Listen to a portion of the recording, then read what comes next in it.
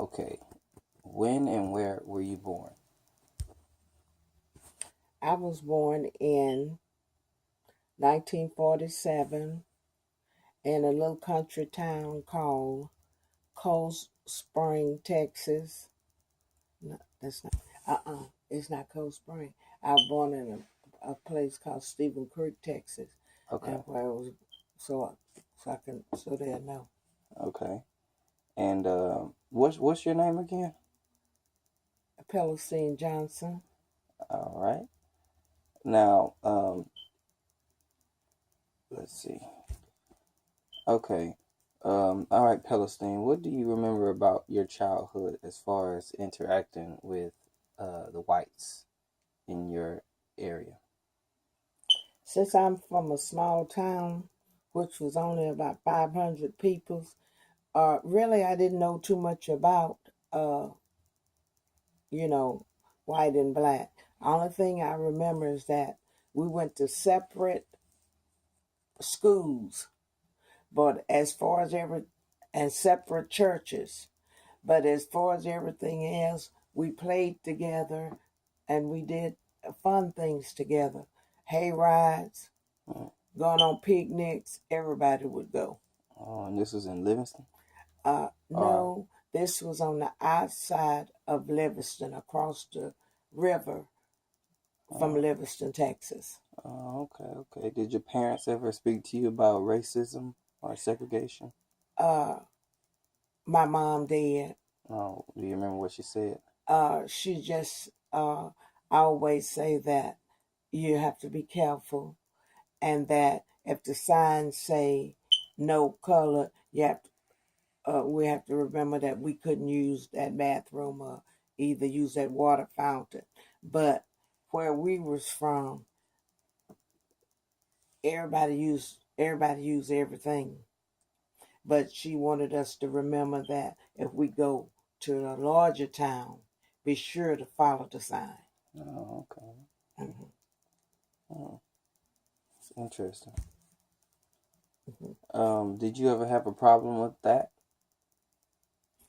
Uh, I didn't, because I was always the one that would just whatever my mama said was the rules, and that's what I did. My mom was an educator, Oh, so she was a teacher or like a yes, okay. and that's one of the reasons that we didn't really have a hard time back in those days. Um, she knew all the judges and other teachers and everything. We really was just like a community that take care of everybody kids. Oh, okay. Because if my mom see something the white kids not doing right, she could tell them, go home and tell your mama that I sent you, and you tell her why. And then if they see us, they tell us to go home and tell your mama we sent you, and you tell her why. Tell them why. And those, we kind of like was a kind of close knit Mm-hmm. uh, community, although it wasn't that many of us. Oh, what part of American history sticks out most in your memory? Well, by the 1960s, John F. Kennedy came along, who was the youngest president that has been in the White House, and it was a new era, and things was changing as far as segregation, discrimination, and all of the things that had happened before then. As Okay. What do you know about HBCUs? as far as the black colleges, I I back then I knew about two, and that was Texas Southern and Prairie View A&M University. And I happened to graduate from Prairie View A&M University as a nurse back in that time, and I worked for 39 years representing Prairie View A&M Nursing School. It was a wonderful opportunity, for the blacks then. It still is a wonderful opportunity for the blacks now. And I encourage everyone to get an education from any of the black schools in the world because they are qualified. Oh, okay. How did you back then when you were a child? How did you and your family, your sisters and brothers, your mother, father, how did you guys interact with one another? How did you grow up? I grew up in a large family. My dad was head of household.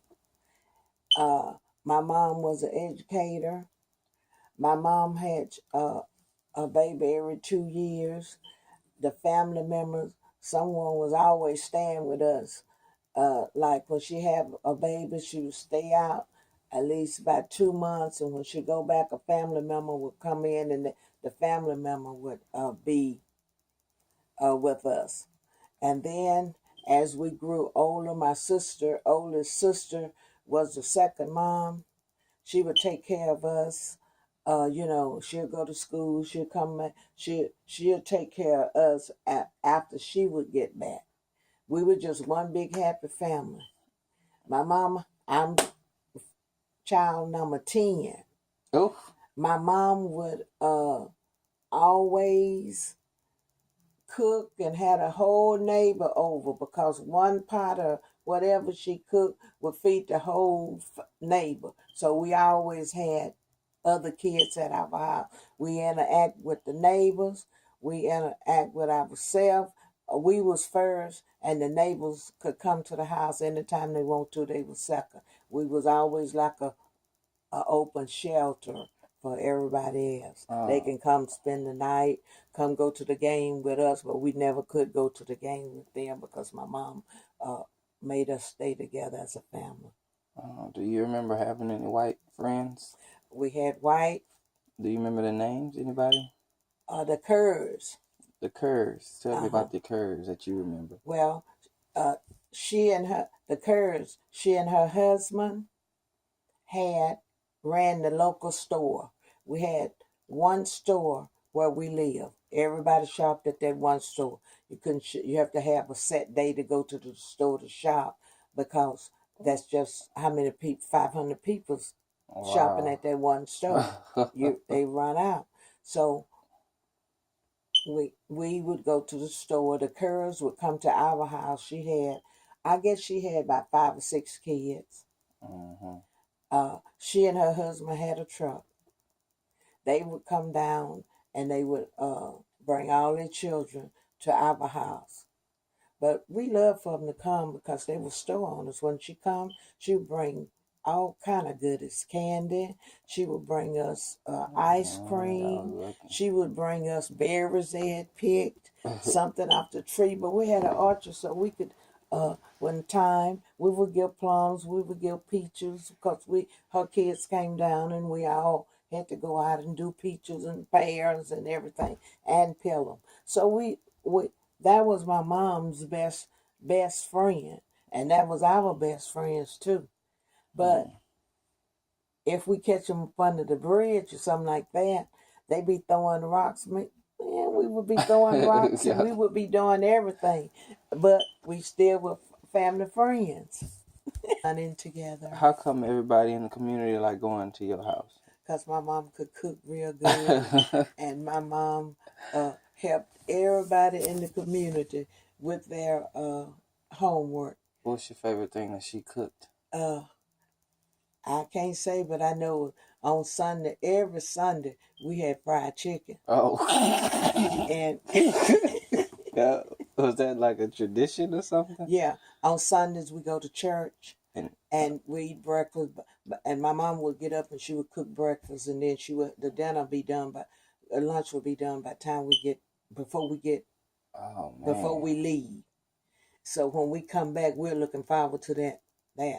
And then everybody from the church and everybody else be coming to our house. Oh boy. Uh-huh.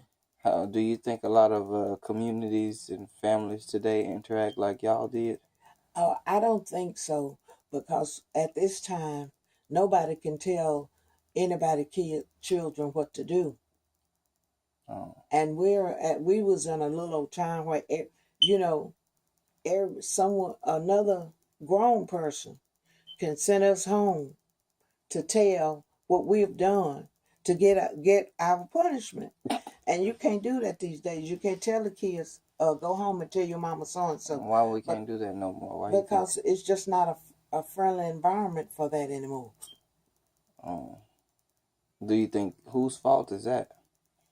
Is it the white's fault or black's fault? No, Is it? it's just the environment right now. Mm, It's not like it used to be. mm. Uh-huh. Okay, what do you remember about Juneteenth and what do you remember about celebrating it? How long have you celebrated it? Well, I've celebrated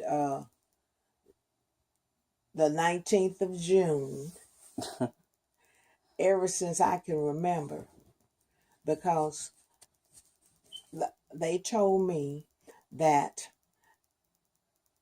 we was freed the 19th of June, but the word didn't get out to the peoples until July the 4th. Mm, So we just celebrate both. We eat barbecue watermelon and drink red soda hmm on the 19th of June. And when the 4th of July come, we celebrate it again, because really we was free all that time and didn't know it. mm. Okay, okay. Well, I'm gonna ask you this last question. Um, Considering your life experiences in the past to now, what advice would you give children? Like, try according to like how to live their life, advice and how to go on about situations. Well, I would encourage everybody to